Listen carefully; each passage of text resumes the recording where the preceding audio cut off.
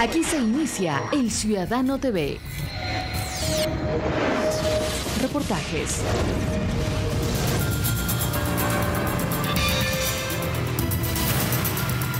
Noticias. Entrevistas. El Ciudadano TV es la imagen del gobierno de la Revolución Ciudadana. Bienvenidos.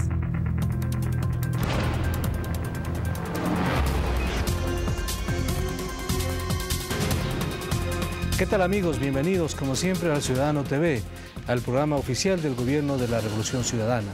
El día de hoy abordaremos varias temáticas internacionales de la gestión que realiza el gobierno nacional en estos ámbitos.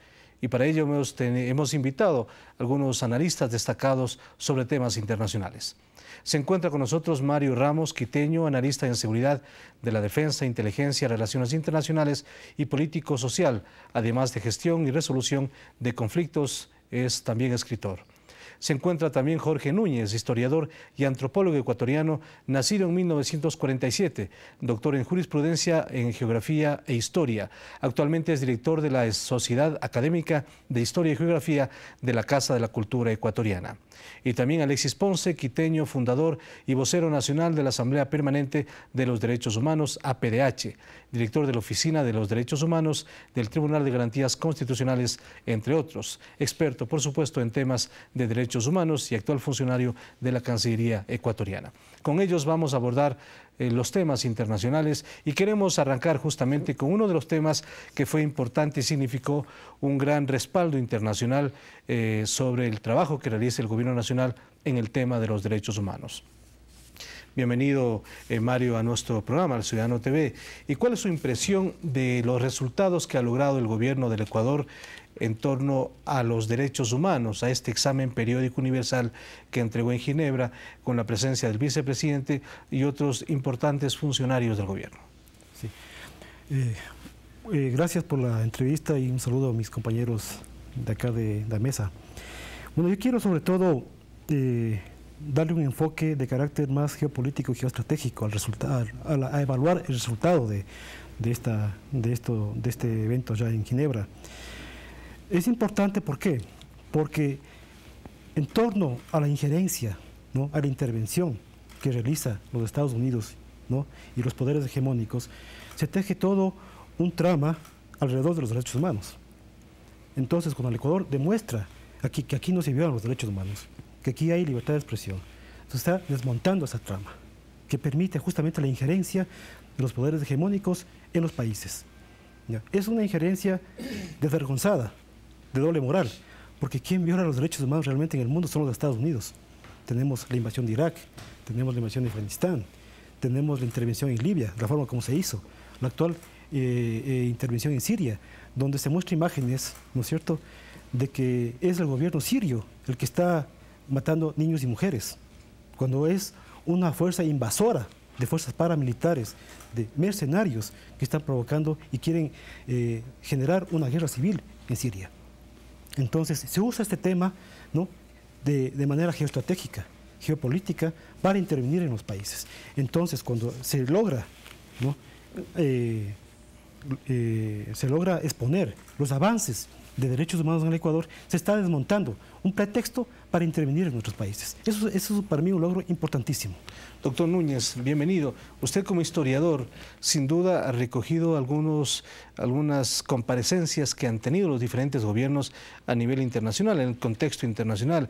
Esta es la segunda vez que acude el gobierno de la Revolución Ciudadana en este contexto. ¿Cuál es su punto de vista sobre estos resultados internacionales y la imagen que se ha proyectado del Ecuador en el mundo? Bueno, yo hallo que es una imagen positiva, porque en efecto, como decía Mario, el juzgamiento de los derechos humanos, sobre todo de ciertos derechos que tienen que ver con la llamada libertad de prensa, o que tienen que ver con derechos individuales, se han convertido en un arma, en un mecanismo de injerencia y de intervención por parte de potencias del mundo en otros países. Derechos humanos son el pretexto para intervenir, pero no se habla de derechos humanos en los países que son discípulos obsecuentes de esas potencias. Nadie habla de la democracia en Arabia Saudita, donde no existe, sino un gobierno feudal con un rey absoluto.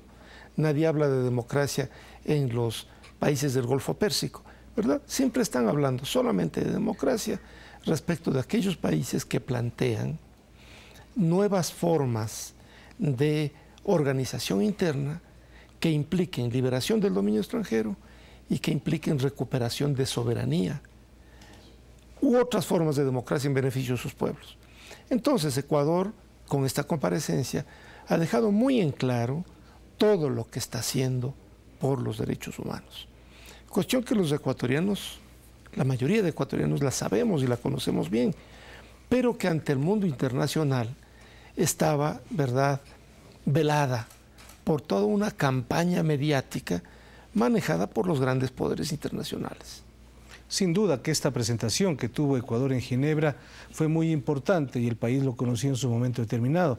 Alexis Ponce fue integrante de la delegación oficial y él, por supuesto, conoce muy de cerca cómo se planteó la propuesta ecuatoriana a través del vicepresidente y cuál fue la reacción internacional en este sentido. Alexis. Sí, yo quisiera señalar como primera noción que a tal punto se trató de una experiencia positiva y exitosa que señala los logros en materia de derechos humanos desde un enfoque integral en donde no solamente hay logros en los derechos civiles y políticos, que son la preeminencia para las potencias occidentales y esta visión eurocéntrica y anglocéntrica de los derechos humanos, sino los derechos económicos y sociales, que son efectivamente los derechos preeminentes hoy en día, después de los desastres del neoliberalismo. Así que estos logros están señalados no por nosotros, sino por una de las revistas de los medios de comunicación del partido mediático ecuatoriano. Esta revista señala hace poco tiempo y tiene que admitir hasta con tristeza que al Ecuador le fue muy bien, exitosamente, en la presentación de su informe de derechos humanos en el examen periódico universal. Ahora, en relación a lo que manifestaban nuestros amigos de panel, en un reciente trabajo, el intelectual norteamericano Noam Chomsky señala en este trabajo cómo Estados Unidos cooptó los derechos humanos y señala lo siguiente: en el tema de derechos humanos, las violaciones a los derechos y las atrocidades siempre las cometen los otros, nunca nosotros. Esa es la ética geopolítica de los derechos humanos de las potencias. Pero ante esto surge una duda, una interrogante. A mí sí me pareció paradójico allá el escuchar país por país cada una de las recomendaciones y ver cómo a nivel local empatan ciertas tesis de, por ejemplo, determinadas dirigencias indígenas y de partidos que se llaman de izquierda con las tesis de estas potencias imperiales. Allá todos los países del mundo reconocieron y recomendaron que continúen las políticas sociales y económicas que en materia de derechos y en materia de política pública desarrolla el Estado ecuatoriano y el gobierno nacional. Pero lo increíble es ver cómo quienes en cambio se hicieron preeminencia del tema de el derecho de consulta a los pueblos indígenas. Los derechos de los pueblos indígenas eran precisamente y exclusivamente las potencias europeas. Bolivia, Venezuela, América Latina, Asia, África, no se refirieron a eso. Se refirieron Estados Unidos, Canadá y las potencias de la Unión Europea. Lo cual es paradójico porque Jorge Núñez, que es un historiador de primera categoría, sabe cómo esas potencias se encargaron de hacer genocidio sobre pueblos indígenas. Y pensar que ahora están con la misma sintonía ideológica y conceptual estos movimientos indígenas de oposición a el proceso ecuatoriano y otros procesos de América Latina con esas visiones y esos enfoques anglocéntricos. Ahora, todo esto corresponde a que hay una vieja visión de estas potencias sobre los derechos humanos, que se quedó en la Guerra Fría.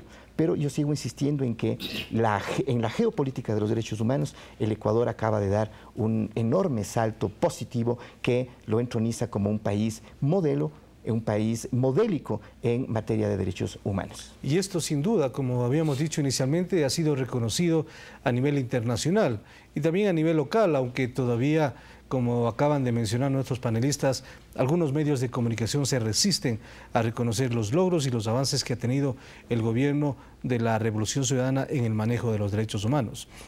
La política económica, la política soberana, sin ataduras, sin dependencia, y la política internacional es lo que marca a este gobierno. Esto se vio reflejado en este informe en Ginebra.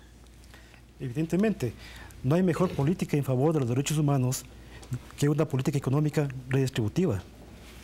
Eso es la mejor política de derechos humanos que puede haber, ¿no es cierto? Que la gente tenga empleo, que la gente tenga educación, salud. Entonces, eso se está reflejando en la política económica que ha llevado a cabo el gobierno de la Revolución Ciudadana. Hay un tema importantísimo. Ahorita, por ejemplo, la oposición dice aquí no hay ninguna revolución. ¿No? Esa es la crítica que se hace, pero tal vez hay cosas que no se ven, ¿no? Por ejemplo, la política económica ya no la dictan los banqueros. Ya no hay una carta de intención, que era lo primero que firmaban los gobiernos neoliberales. Era lo primero. El Ministerio de Finanzas no era nuestro Ministerio de Finanzas, era el Fondo Monetario Internacional. Ese eran los que dictaban nuestra política económica. El Banco Mundial, exactamente.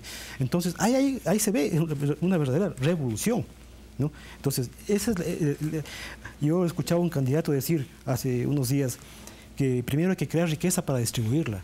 Es una falacia, es un discurso engañoso, ¿no? que trata de engañar a las personas.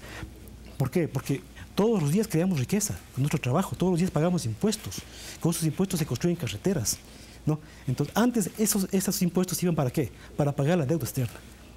Y no se creaban obras de infraestructura.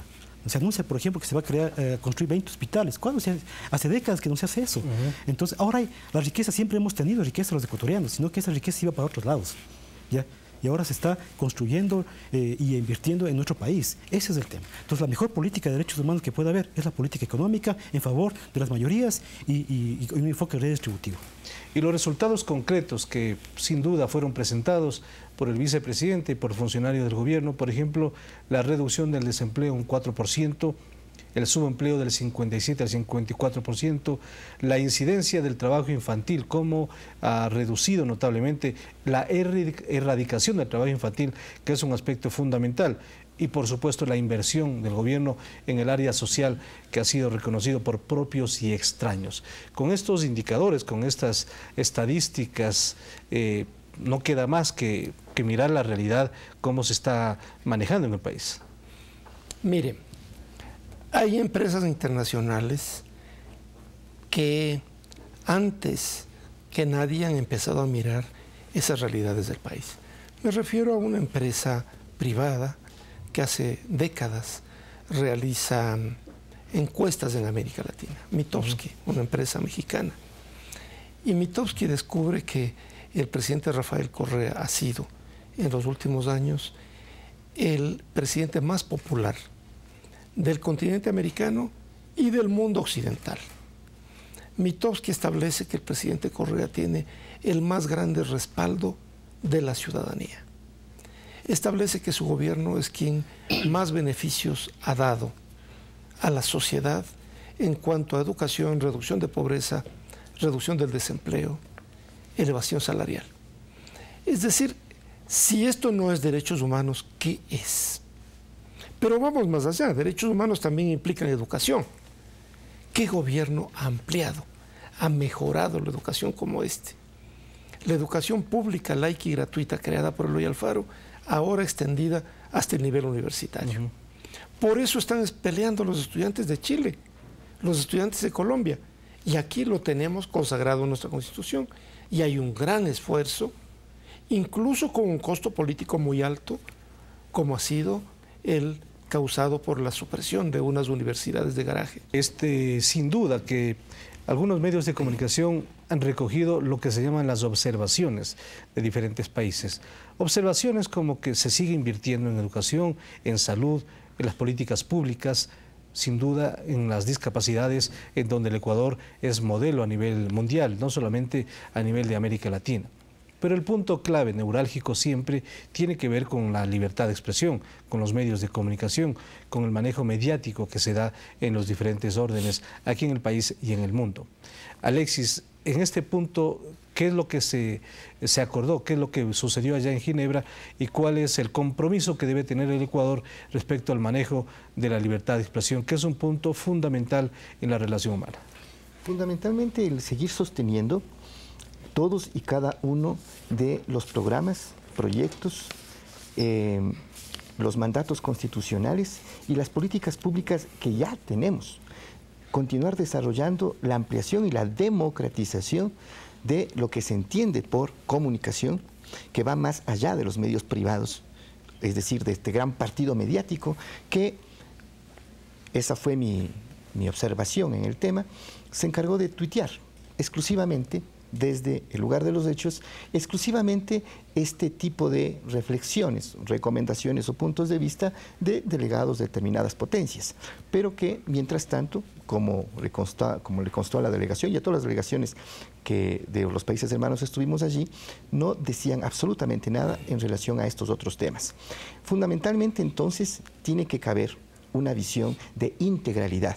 Cuando se fundan las Naciones Unidas después de la Segunda Guerra Mundial y aparece la Declaración Universal de los Derechos Humanos, lo hacen con dos principios: la integralidad de los derechos y la interdependencia de los derechos. Pero como estamos en una etapa de guerra fría en ese momento, los países del llamado bloque comunista socialista hacen énfasis en los derechos económicos, sociales y culturales, y las potencias occidentales hacen énfasis en los derechos que ahora se los denomina los derechos neoliberales, los derechos liberales, individuales y políticos, que a la larga obviamente forman parte de una integralidad que ha sido olvidada por la propaganda, ¿sí?, de las grandes potencias y del partido mediático, al entusiasmarlos exclusivamente como el centro y el eje de la discursiva de derechos humanos. Pero en esto tenemos que ser claros: hay una visión geopolítica de los derechos y por lo tanto, el Ecuador lo que tiene que sostener, estamos esperando en términos formales que haya la traducción, como se denomina en el idioma de Naciones Unidas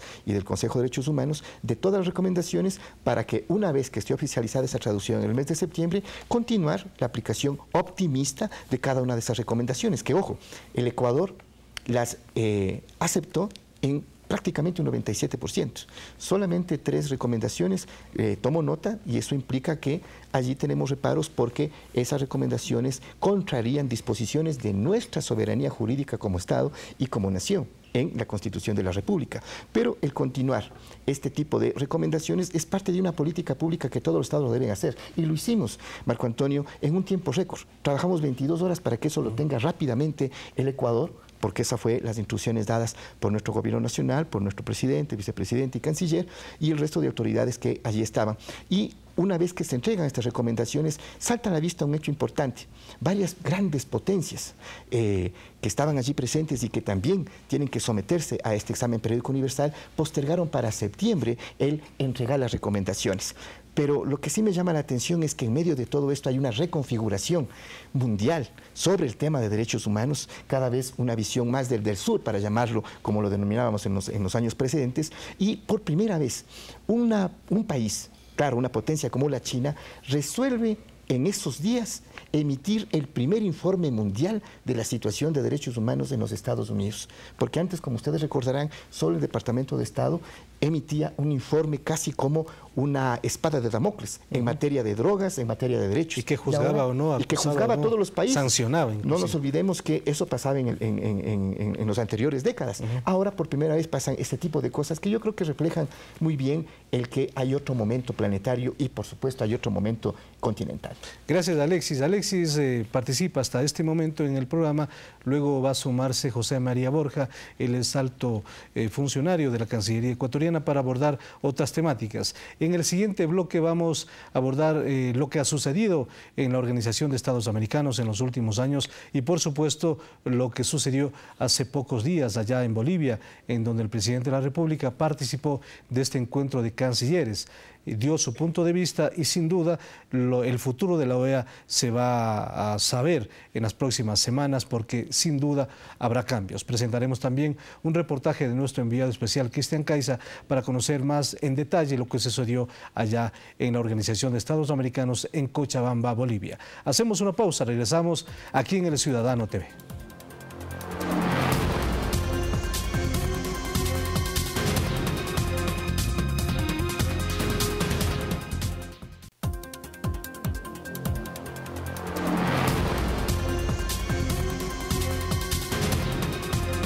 Continuamos aquí en El Ciudadano TV. Como habíamos dicho, hace pocos días, la Asamblea General de la Organización de Estados Americanos recibió al presidente de la República, Rafael Correa, para hablar sobre el futuro de la Organización de Estados, sobre la CIDH y otros temas internacionales que interesan mucho al Ecuador y a otros países de América Latina, con la intención, sin duda, de que existan cambios fundamentales. Vamos a mirar una parte de la exposición del presidente de la República sobre todo lo que se refiere a las injurias que reciben ciertos funcionarios públicos de diversa categoría y que sin duda debe ser bien analizado por este ente internacional. Otro punto importante, la idea de que los funcionarios públicos tenemos que aceptar más críticas, mayor escrutinio. ¿Quién puede estar en contra de algo tan obvio? Pero significa aquello que tenemos que aceptar injurias, ataques a nuestras honras, incluso ataques a nuestras familias. ¿Dónde establece aquello la Convención? Otros gustos, preferencias muy respetables de ciertos comisionados de la relatora. Pero ¿por qué tenemos que hacerle caso a los estados soberanos, a las ideas, ocurrencias de cierta burocracia internacional? Incluso, si la Convención dijera que los funcionarios públicos tenemos que aguantar injurias, sería discriminatorio. Ahí se estaría atentando a derechos humanos. Y socialmente torpe, porque solo los peores, los que no tienen nada que perder, vendrían a la función pública. Luis A. de Bonal, un pensador que le encanta a cierta prensa, tiene un pensamiento extraordinario. Cito: un Estado puede ser agitado y conmovido por lo que la prensa diga, pero ese mismo Estado puede morir por lo que la prensa calle.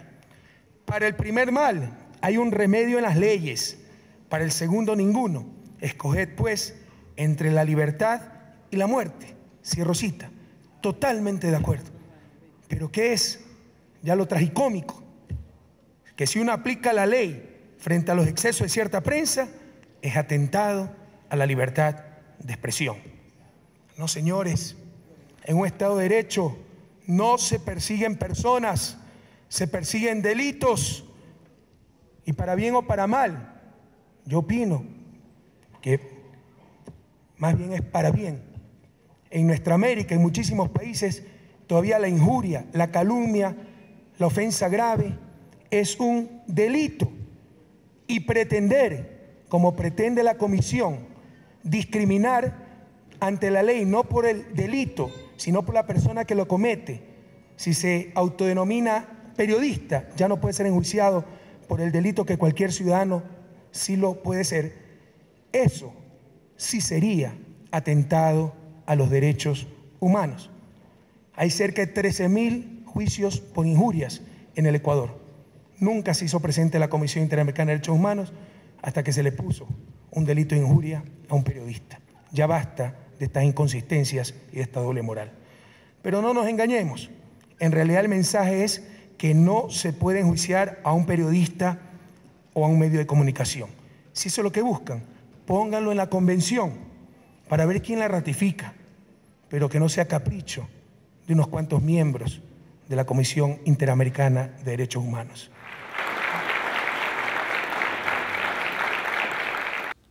Esta fue una parte del discurso del presidente de la República ante la Asamblea General de las Naciones de la Organización de Estados Americanos que se llevó a cabo en Cochabamba, Bolivia.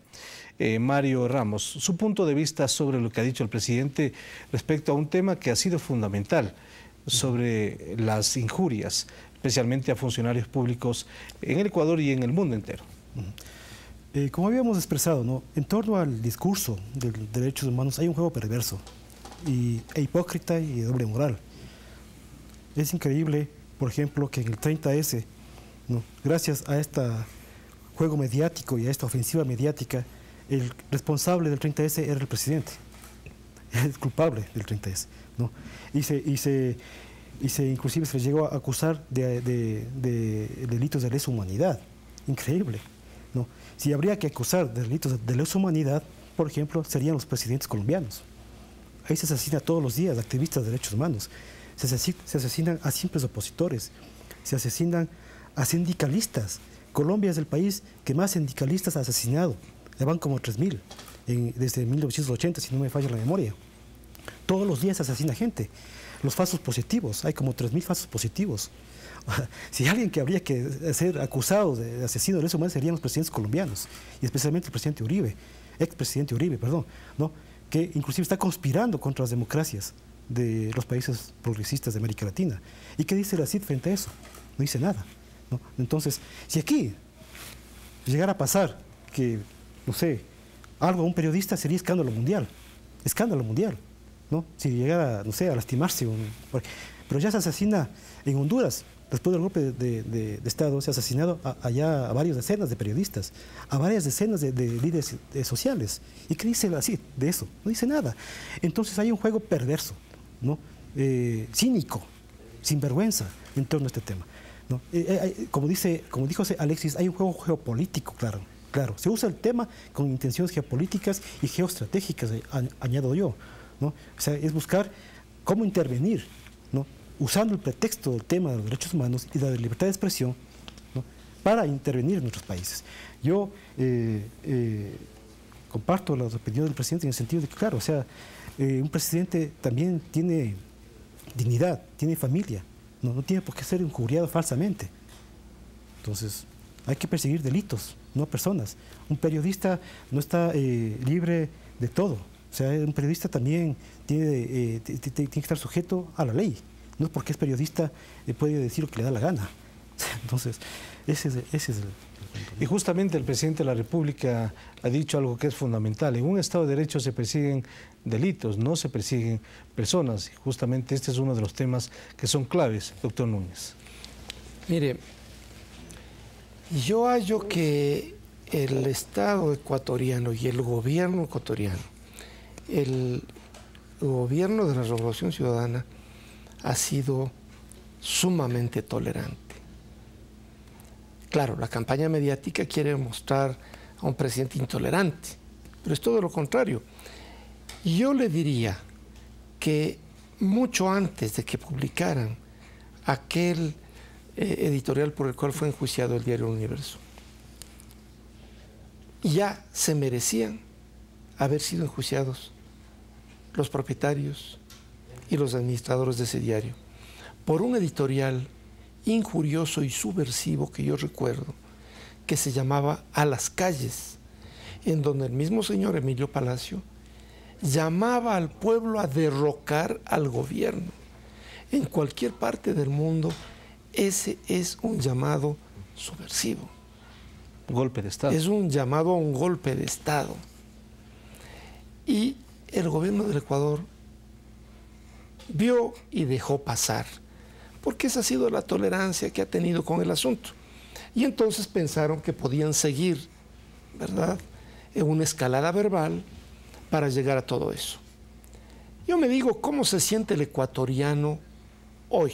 El ecuatoriano del común, el ecuatoriano que pertenece a ese 80% de ciudadanos que respaldan al presidente de la República, o de ciudadanos que tienen dignidad nacional, cuando leen que a guisa de comentarios a las noticias se incluyen en los periódicos las más miserables ofensas, las más vulgares ofensas contra los gobernantes y los funcionarios, y las publican bajo el pretexto de que ellos no pueden supuestamente censurar eso, pero ellos están prestando sus páginas para que sean un estercolero de insultos contra el gobierno. Y eso nos ofende a los ciudadanos, porque nos hace quedar no solamente como un país de gentes con una bajísima moral, sino además nos hace quedar como un país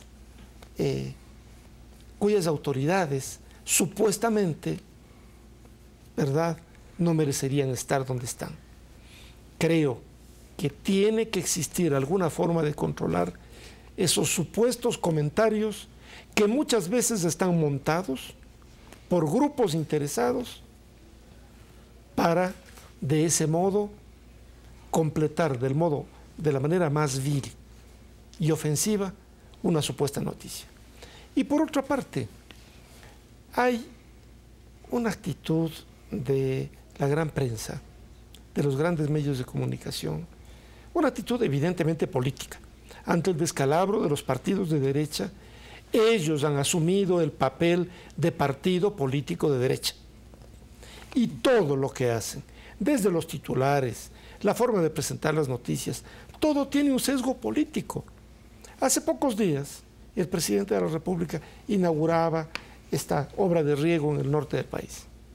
Pues bien, un diario de esta ciudad no titulaba como debió haber titulado: presidente inauguró obra de riego o canal de riego tal. No, el título era: con obras de riego y repartiendo agua, Correa quiere ganarse el voto de los indígenas. Es decir, toda una interpretación, toda una distorsión. Es una manipulación. Claro, y eso atenta contra el derecho a la información. El derecho a la información es de propiedad de los ciudadanos, del pueblo, y vale mucho más que la libertad de prensa, porque el derecho a la información engloba intereses colectivos que no pueden ser manipulados en nombre de una supuesta libertad de prensa de los medios y de los propietarios de los medios. José María Borja, como habíamos anunciado hace un momento, se encuentra con nosotros ya en el programa, subsecretario para América Latina y el Caribe, funcionario de la Cancillería ecuatoriana. Su punto de vista sobre lo que acabamos de escuchar el presidente, pero también a nivel general lo que significó la comparecencia del presidente de la República ante esta Asamblea General de la Organización de Estados Americanos. Muchas gracias. Los compañeros de panel ya se han referido al tema de la libertad de expresión, que efectivamente el presidente de la República dedicó una buena parte de su intervención. Yo diría que la intervención del presidente en la OEA fue bastante acertada, fue una intervención de peso. Hay que señalar que la Asamblea General está compuesta por los cancilleres o por quien reemplaza a los cancilleres. El hecho de que un presidente de la República la visite no es usual, pero creo que demuestra el talante democrático y sobre todo la intención del presidente de la República de presentar una serie de propuestas a nivel hemisférico para que pueda mejorar y fortalecerse el sistema interamericano de derechos humanos. ¿Cuáles fueron las propuestas del presidente? Yo diría que fundamentalmente 5. Empecemos por señalar que de los 34 países que son miembros de la Organización de Estados Americanos, solamente 24 han suscrito la Convención Americana sobre Derechos Humanos. Es decir, hay 10 países, entre los que están Canadá, Estados Unidos, algunas islas del Caribe y otros, que no son parte de la Convención. Esto provoca una distorsión histórica, que el presidente de la República la señaló con mucho acierto y mucha puntualidad.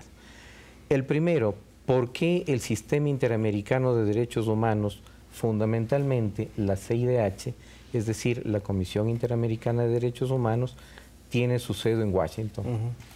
Parecería un despropósito absoluto que tenga que funcionar la Comisión en un país que no ha reconocido a la Convención y que no es suscriptor de la Convención.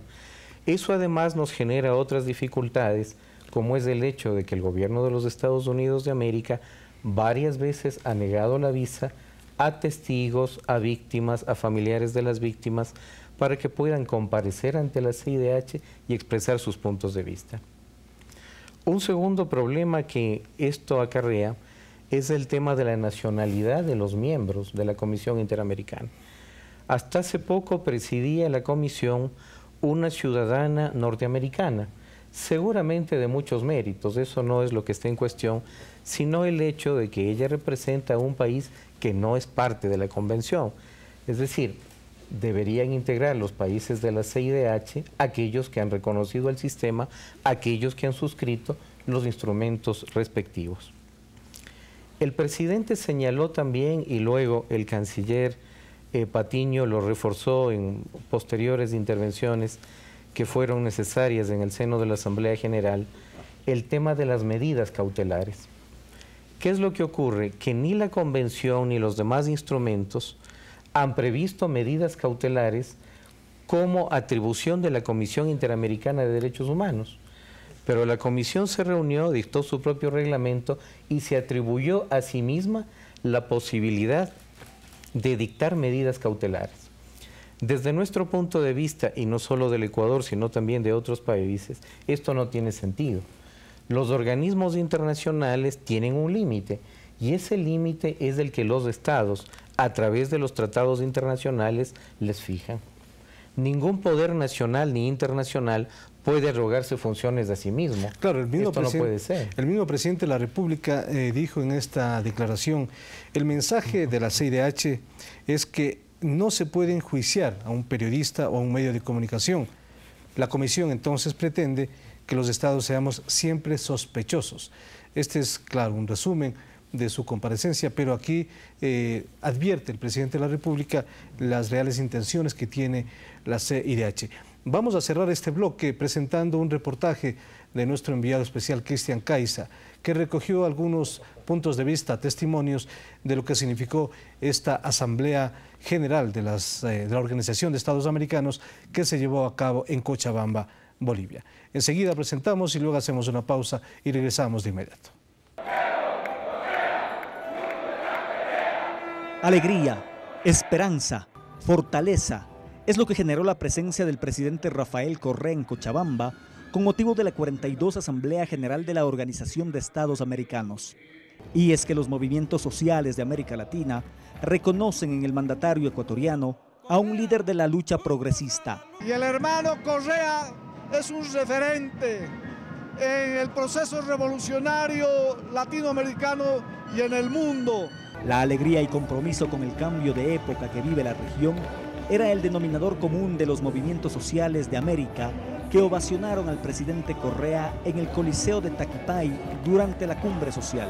Para nosotros, Correa es un ejemplo también de valentía y de hermandad y de compañerismo en esta construcción que requerimos hacer todos juntos en el continente, ¿no? Ahí, con un paisaje de banderas multicolores, con la armonía de música andina típica de la región, el jefe de Estado se entregó a la emoción reinante y llamó a los movimientos sociales a pelear juntos en pos de la patria grande y a estar atentos ante las infiltraciones de la derecha en sus instituciones. Atentos, compañeros, la derecha no es tonta. Los grupos, los intereses que desean que fracasemos, aprenden. Y hay graves infiltraciones en las organizaciones sociales, muchas financiadas por grupos de extrema derecha,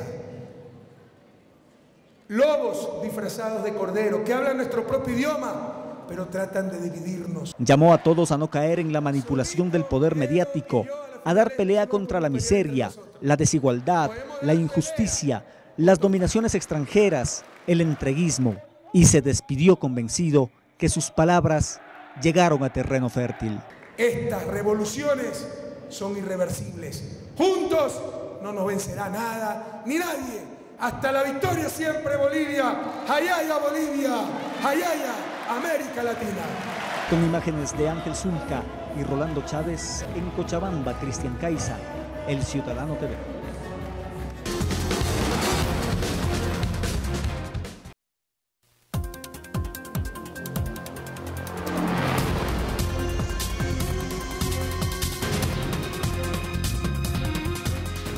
La Comisión Interamericana de los Derechos Humanos es una de las dos entidades del sistema interamericano de protección de los derechos humanos. El otro es la Corte de los Derechos Humanos. La comisión está integrada por 7 miembros electos a título personal y no como representantes de ningún gobierno. Escuchemos y miremos también lo que dijo el presidente de la República respecto al financiamiento de la CIDH para luego escuchar los puntos de vista de nuestros panelistas en esta ocasión.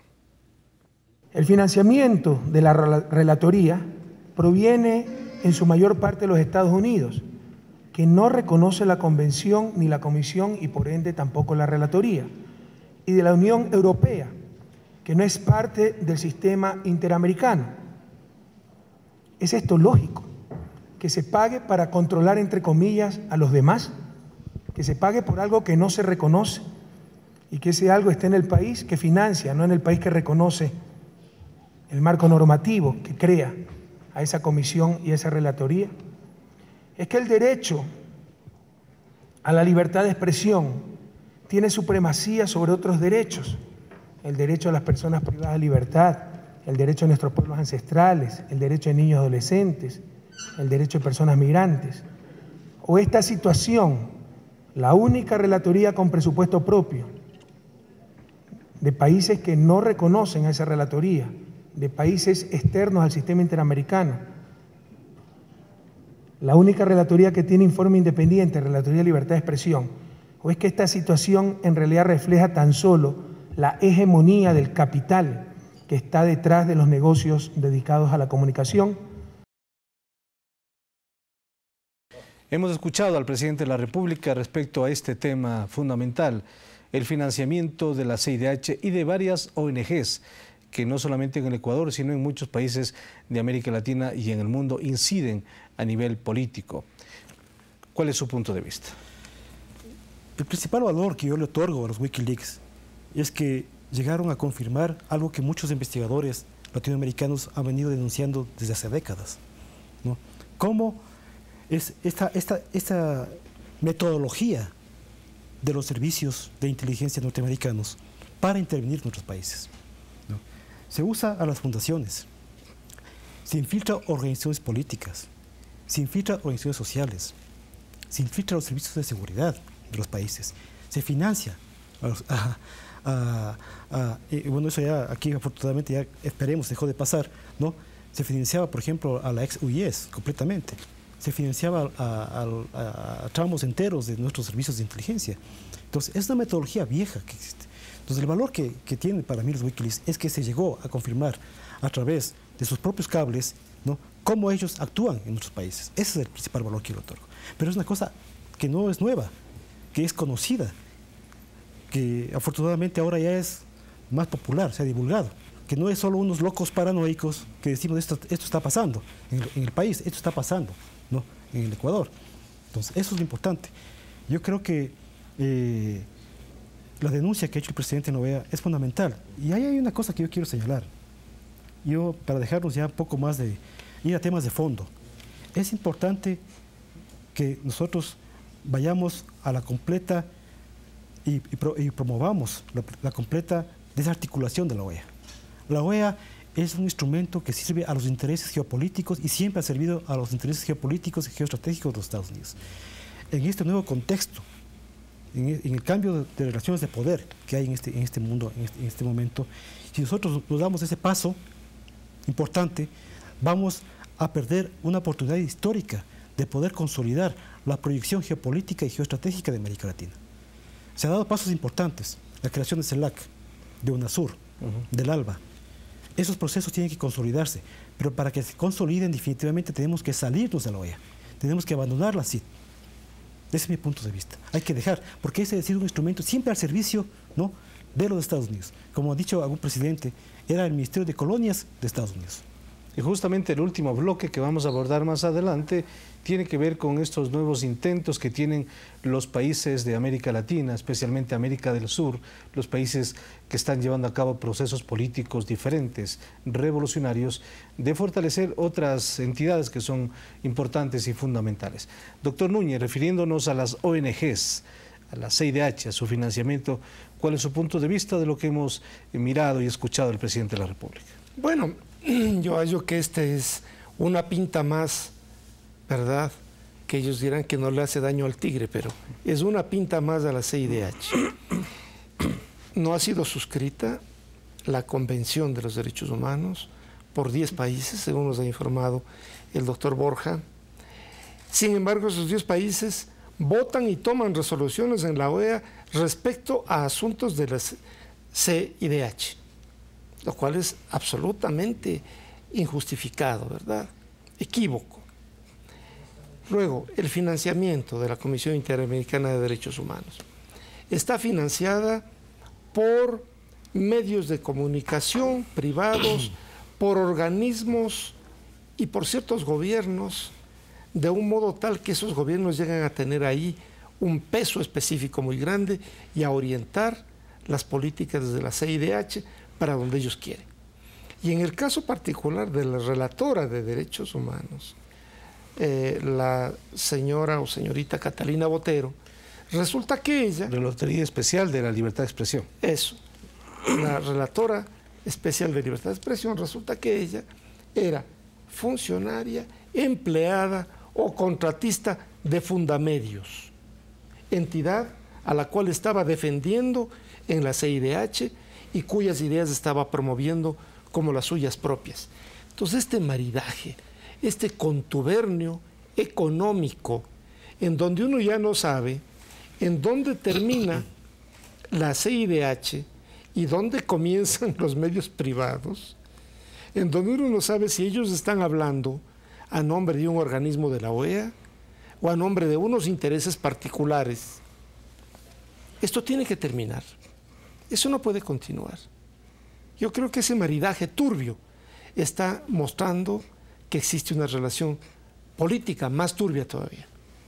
Y vamos a hablar también de este tema con el doctor Borja, porque sin duda la política internacional la lleva adelante el presidente de la República, pero el canciller también tiene sus funciones y tiene sus puntos de vista. Y la Cancillería ha sido muy fuerte y firme, determinante en este tema de la CIDH y de la Organización de Estados Americanos. Efectivamente, una de las críticas que ha hecho el Ecuador al tema del financiamiento del Sistema Interamericano de Derechos Humanos es que los Estados miembros no nos hemos hecho responsables de ese financiamiento. Esto se traduce en que los países que tienen algunos intereses específicos, Estados Unidos, Canadá, inclusive de la Unión Europea, que ni siquiera son parte del hemisferio, no solo que financian el sistema, sino que deciden qué parte del sistema es a donde deben ir los recursos que ponen. Y del conjunto de relatorías que existen sobre temas tan importantes como los derechos de la mujer, los derechos de los niños, etcétera, escogen una relatoría, la de la libertad de expresión. Esto no puede ser. Los derechos humanos son indivisibles, son jerárquicamente iguales, unos derechos no pueden estar sobre otros, el de la libertad de expresión ciertamente que es muy importante, pero nadie puede asegurar que ese derecho sea más importante que el derecho a la vida, a la honra, los derechos de los niños y adolescentes, los derechos de los migrantes, derechos de los discapacitados, etc. De manera que este es uno de los temas que deben ser reformados en el sistema interamericano. ¿Cómo se procederá a esta reforma? El año pasado se constituyó un grupo de trabajo dentro de la OEA que tuvo la tarea de elaborar una serie de recomendaciones para reformar el sistema interamericano. Este informe fue aprobado en enero de este año, pero aunque fue aprobado por el Consejo Permanente en Washington, entre enero y la Asamblea de la OEA no había pasado nada. Es decir, no se hizo absolutamente nada para emprender esa serie de recomendaciones. Esta Asamblea tuvo una resolución sumamente importante, porque acoge el informe del grupo de trabajo, dispone que el Consejo Permanente dé pasos concretos para implementar esas reformas y finalmente le da un plazo de 6 meses, que puede extenderse hasta el primer trimestre del año venidero. Este fue un logro sumamente importante de la gran mayoría de países que coincidimos en estos puntos de vista dentro de la OEA, pero quisiera señalar un hecho que es importante. Dentro de la organización, las resoluciones suelen tomarse por consenso. Es decir, se podrían tomar por votación por mayoría, pero la práctica general es que se tomen por consenso. Y Estados Unidos, cuando ya no pudo más y tuvo que aprobar la resolución a la que acabo de referirme, pone un pie de página en el que dice, entre otras cosas, no se debe emprender ningún esfuerzo para intentar forzar la implementación de estas recomendaciones no obligatorias. Es decir, la tarea no ha terminado, esta resolución es muy importante, pero el Ecuador y los otros estados de América tenemos que continuar en este proceso de buscar la reforma y el fortalecimiento del sistema interamericano de derechos humanos. Sin duda, entonces, que la tarea será fundamental para los próximos meses.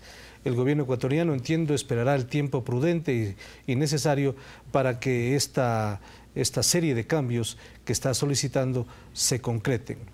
Según la prensa internacional y según los analistas, el gran triunfador entonces en este encuentro en Bolivia, que no está destinado para presidentes, sino para cancilleres, pero que en esta vez de manera excepcional acudió el presidente de la República, fue justamente el mandatario del Ecuador.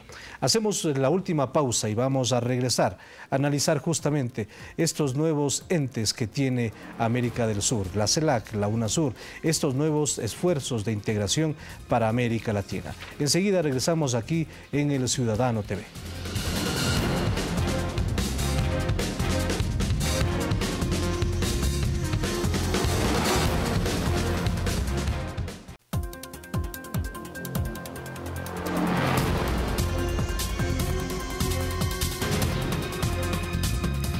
La UNASUR y la CELAC son organismos que han sido creados justamente para que respondan a esta nueva realidad política, económica, social que vive América Latina y particularmente América del Sur. ¿Cuál es su punto de vista sobre estos esfuerzos que hacen países como Ecuador, como Venezuela, como Bolivia, Argentina, Nicaragua, entre otros? En primer lugar, yo me quiero referir a la última intervención del doctor Borja. Y yo soy bastante escéptico, ¿no? Y en el sentido de que se pueda reformar la OEA, de que se pueda reformar la CID. Los Estados Unidos se mueven bajo la lógica de lo que se conoce en ciencias internacionales como el pensamiento realista. Es muy difícil, ¿no?, que una potencia se haga el harakiri. Eso no va a pasar, ¿no? Entonces, lo que están aplicando en este momento para mí es una estrategia de dilación, ¿no?, de ganar tiempo, de postergar las cosas. Entonces, yo soy escéptico y sería ser ingenuo, ¿no?, creer que los Estados Unidos se va a hacer el harakiri, ¿no? Ellos van, alguna cosa están tramando para mí, ¿no? Entonces, por eso yo insisto, como había señalado, que hay que ir a temas de fondo, ¿no? Entonces, he dado un paso histórico, inconmensurable. Llegar a tener organismos como la CELAC, como la UNASUR, como el ALBA, son pasos gigantescos en la línea justamente de ir conquistando nuestra segunda independencia. Eso no quita, ¿no?, que nosotros establezcamos algún tipo de relación con los Estados Unidos y con Canadá y con otros países. Pero es importante que estos instrumentos geopolíticos y geoestratégicos que estamos creando nosotros, los estadounidenses, se fortalezcan, ¿no? Eso es importante, dar ese paso, si no vamos a retroceder históricamente. Yo creo que la OEA, como otros organismos, como el TIAR, por ejemplo, que demostró su ineficacia en la Guerra de las Malvinas, han demostrado que no sirven a nuestros intereses, a nuestras necesidades. ¿Ya? Sirven a otros intereses, a otras necesidades. Entonces hay que ser realistas en ese sentido. No seamos ingenuos. ¿Ya? Yo creo que están ganando tiempo. Yo creo que hay que dar pasos agresivos. Se han dado pasos importantes, pero hay que dar pasos más agresivos. Esa es mi posición. Doctor Núñez. Yo soy pesimista en cuanto a creer que la OEA pueda ser reformada y que de la OEA pueda salir un nuevo sistema de relaciones para nuestros países. La OEA nació con un vicio fundamental, es un mecanismo para la manipulación y las imposiciones de una gran potencia continental sobre los que considera son los países de su patio trasero. Y eso no ha cambiado ni va a cambiar, ¿verdad? Siempre se han movido así. La OEA sirve para campañas que los Estados Unidos desean. La campaña contra Cuba ha sido orquestada por la OEA. Pero cuando a los Estados Unidos no les interesa, la OEA hace de la vista gorda. El golpe de Estado en Honduras lo muestra.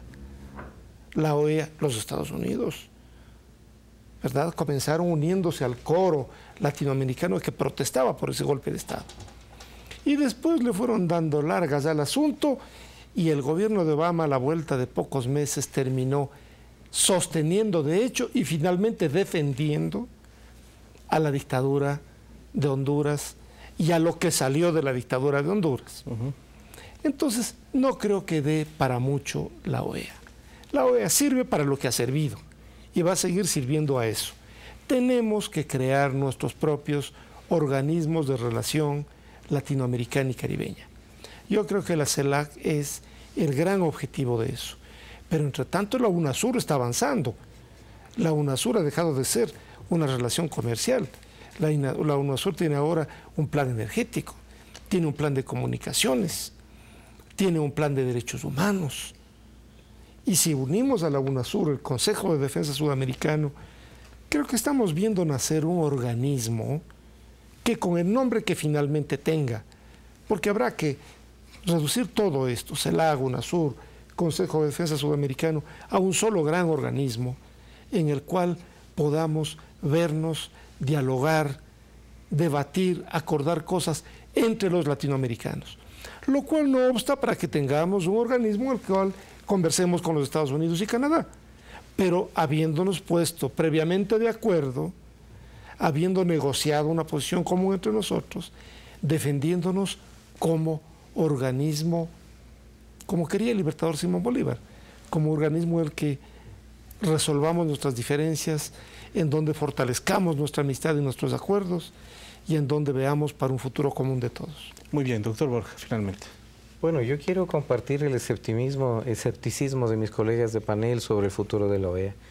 Efectivamente, creo que la política exterior del Ecuador de los últimos años y la de muchos otros países de América Latina muestra que estamos haciendo una apuesta por la integración sudamericana en el espacio de UNASUR, latinoamericana y caribeña en el espacio de la CELAC. La CELAC, que nació en diciembre del año pasado, en realidad constituye una institucionalización de dos mecanismos previos, que eran el Grupo de Río, que fue de una trayectoria y que tuvo una incidencia ciertamente importante en varios acontecimientos de la región, también cuando la agresión de Colombia en Angostura para el Ecuador, y el proceso de cumbres de América Latina con la Unión Europea. Esos dos mecanismos previamente existentes se fusionan en lo que actualmente es la CELAC. Nosotros, como Cancillería, por disposición del presidente, que es quien dirige la política exterior ecuatoriana, estamos poniendo nuestros mayores esfuerzos en esta área. Y para no desvincularnos del tema que tratábamos antes de derechos humanos, es importante que la ciudadanía conozca que la semana pasada se realizó una reunión en Quito, la primera para constituir una instancia propia de derechos humanos en UNASUR. Todavía no tiene un nombre, las funciones no están claras, es evidente que esto entre 12 países no se logra en una reunión, pero lo que quedó absolutamente acordado es que se creará una instancia permanente en los países de América del Sur para ocuparse de los derechos humanos. Ese va a ser nuestro espacio propio, ese va a ser nuestro foro para tratar y superar nuestros problemas. Muchas gracias, caballeros, por asistir al Ciudadano. Gracias al doctor Ramos, doctor Núñez, doctor Borja, en su momento Alexis Ponce, por haber participado en este espacio, en este programa, cuya finalidad, cuyo objetivo es analizar, discutir y conocer sobre la política internacional, en esta oportunidad que lleva adelante el gobierno de la Revolución Ciudadana. Hasta la siguiente semana. Felicidades, que Dios les acompañe.